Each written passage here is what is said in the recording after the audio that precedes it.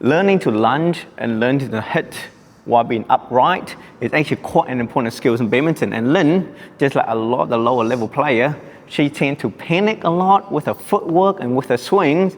And the reality is, in order to correct that, she has to just repeat the drill over and over and over again, just to get used to it, get used to the footwork, get used to the swing, and most importantly, don't panic.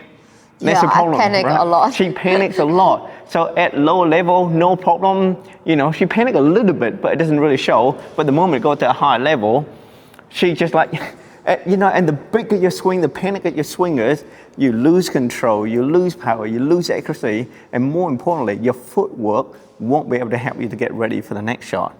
Because when you play at lower level, a shot can win a rally. Agree? Like Monday, it's very easy for you to win a rally. But when you start to go up high and high level, you need lots and lots of shots to actually win a point. So the high level you go, the more likely that shot going to come back. And they come back really high quality as well. So unless you actually be prepared and get ready, you're never going to get there, which then makes you even more panic for the next shot. For the next little while, feeding Lynn a lot. Just so that all I want her to is just learn to do this in a calm manner. Like it sounds easy, but it's not easy at all. And for those that like at a low level, you know exactly what I'm talking about. And unless you actually get a chance to do this and do this often, you're never gonna build that confidence in your swing, and that panic and this terrible swing is always gonna be there. So hopefully, I wanna use the chance for this YouTube video. I'm making videos to help Lynn to get better at this, okay? Okay. Before even the racket, step one is I just need you to learn to walk, right? So just walk like this, and then back, okay? And go this way, and then back, okay? So you don't have to step very far, but as you go, learn to go heel, toe to the sky, and then heel, toe. Yeah. So just learn to do this, nice and simple. Sorry, and make sure that knee is behind the ankle. Okay, so yeah, you go walking a few times. Yeah. Okay, so try and do that. You are doing this, right? So as you bring your foot out, you just fall down onto it, and that's it. So you are doing this. Yes, that was much better. Yes, go. Good. Yeah, the other side. Yes. Much nicer. And that's one of the hard things about teaching beginners is that like whatever movement I try to teach them, they always invent something new that we have to correct. But they're looking good, yeah. No, don't lean back when you start walking. Did I? Yes. Let me go this way so that Lynn can see herself later on, right? Yeah. Yeah, that's it. There you go.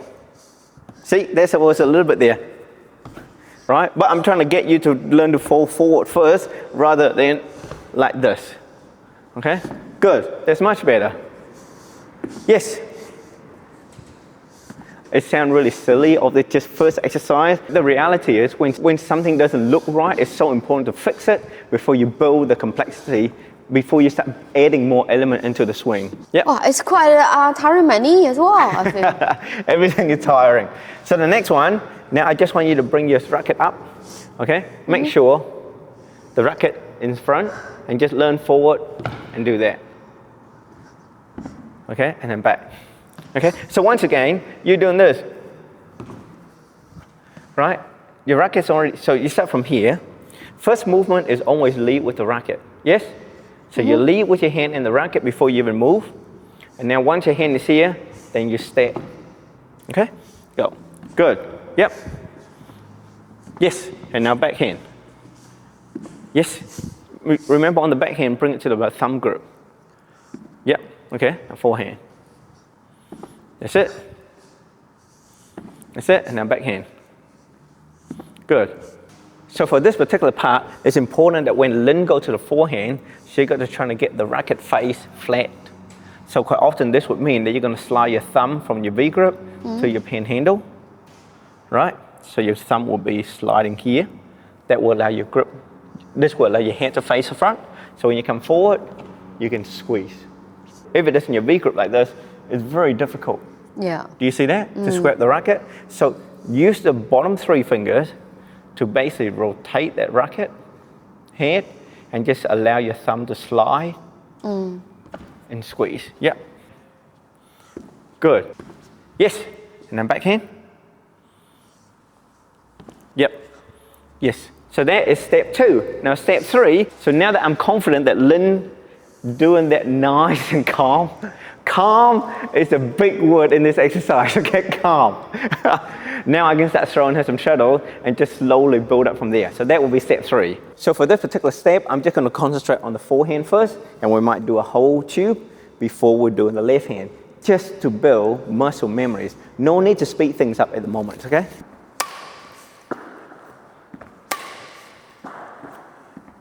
For level 3, you have to know where you need to hit the shuttle, and you need to reach with your foot first. That's the most important thing, because if you don't reach enough with your foot, you're going to be doing like this, which is bad for your knee and bad for your posture, and your whole body weight now is in front of you, which means that it needs more effort on your knees to push it back, right? But for the same thing, if I was to step further, now suddenly I'm there. I don't have to lean as much anymore. My body weight is now behind my knee. It's nice and safe and protected, and it's so much easier for me to push back. So learn to reach with your foot. That's it. That's it. Nice. Nice. That's it. And what I love that you're doing now is that you're doing heel, toe, hit, right? So you plant your foot nice and stable before you hit. Yeah. If you can point your toe to the sky a little bit more. Good. Nice. Oh, what did you do there? You didn't reach far enough with your foot. You see? And so you start lifting your left foot up to hit. Okay? Or I can bounce, go level there. Yeah, we're not bouncing because you're going to get more tired. Okay? Right? So yes, certainly later on. Yeah, if you're a little far away and bounce, yes, you can go 2 steps, yes, right? Yes. That could be level 4. Okay? But Lynn is still a little bit, Lynn's still recovering from a sickness, so we just don't do footwork, we don't do split step for now. Okay? Nice. That's it. Okay, so now we'll go backhand, okay? Nice. That's it. Flatten that racket more. That's it. Flatter like that? Yes, yes. That's it. Nice. Squeeze. That's it. Beautiful. That's it. Nice. Don't drag it down, remember? Beautiful. Squeeze, but don't drag.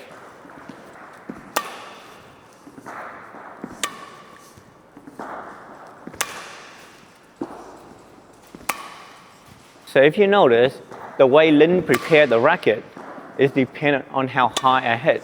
So if the shuttle's high, she will prepare the hand high. If it's low, she will prepare low.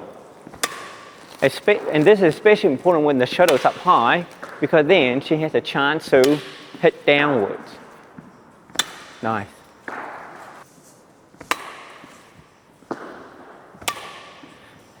So as you can see, Lynn is hitting right to the end with a simple squeeze of the finger. No big swing, no big follow through. It just relax and swing, and you get that beautiful sound as well. So as you can see, with just a squeeze of the finger, Lynn was gone from mid-court on the other side all the way to roughly the first, or just in front of the first white line on this side.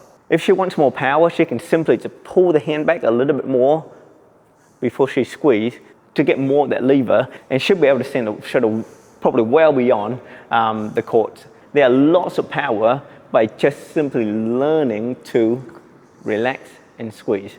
So that looks really good. So in this level 4, now we're just going to go forehand, backhand. So this exercise is about for Lynn to learn to rotate. A couple of important things will happen. One is that she always makes sure, try not to drop your racket, because a lot of people, they make this mistake. See how the racket drops down? Learn to hit. Your hand's already up here.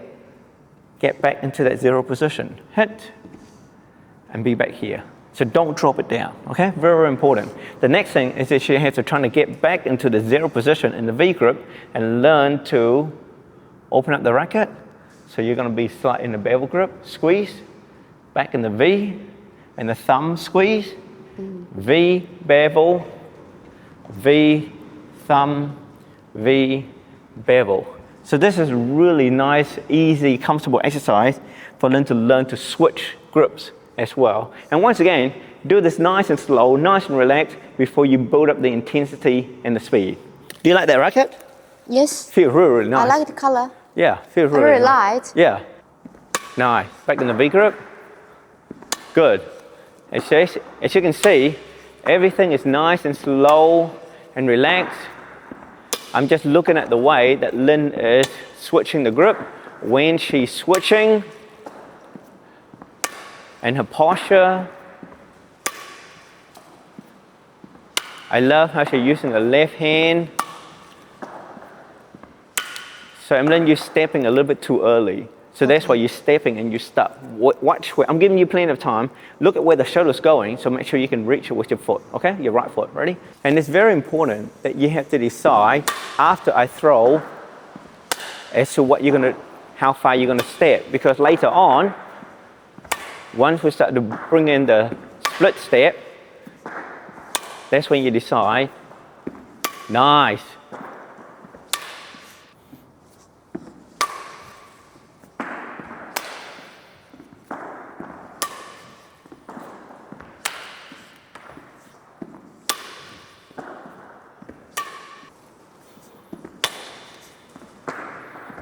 Nice. In the next exercise, what I want Lynn to do is that we're going to go 2 forehand, 2 backhand. But I want her to hit one soft shot so that the shuttle will land in the middle. So I want the shuttle to land about here. Yes? And the next one to send it back here. It's really important to learn to control the power in your shot. Hard shots do not always win game, and you find that soft shots are actually really dangerous as well, especially in the game of double. So learning to step and just do a little squeeze, right? And hit kind of like in the middle between the front court player and the back court player. Such a dangerous shot. Something that you guys really want to practice.